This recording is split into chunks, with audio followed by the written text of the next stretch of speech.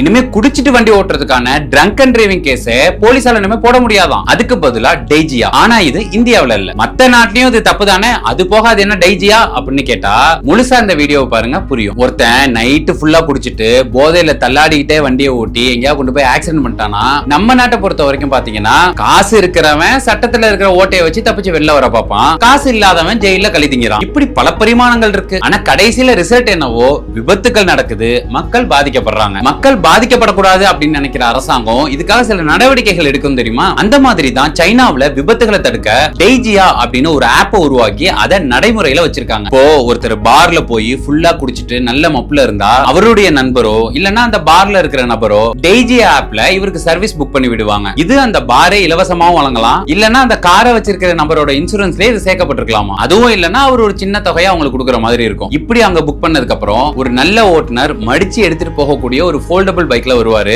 இந்த மப்புல இருக்கிற நபரை அவர் கார்ல உட்கார வச்சுட்டு அந்த ஃபோல்டபிள் பைக்கை தூக்கி டிக்கில போட்டுட்டு அவரை கொண்டு போய் வீட்டுல பத்திரமா விட்டுட்டு அவர் மடிச்சு போட்ட அந்த பைக்கை திருப்பி எடுத்துட்டு வந்துருவாராம். இது மூலமா போதையில இருக்கிற நபர் வண்டி ஓட்டுறது தடுக்கப்படும், விபத்துகளும் நடக்காது, மக்களுக்கும் பாதிப்பு இல்லை. இந்த ஐடியாவை பத்தி நீங்க என்ன நினைக்கிறீங்க? இது தமிழ்நாட்டுக்கு வந்தா நல்லா இருக்குமா அப்படிங்கிற உங்களுடைய கருத்துக்களை கமெண்ட்ல பதிவு பண்ணுங்க.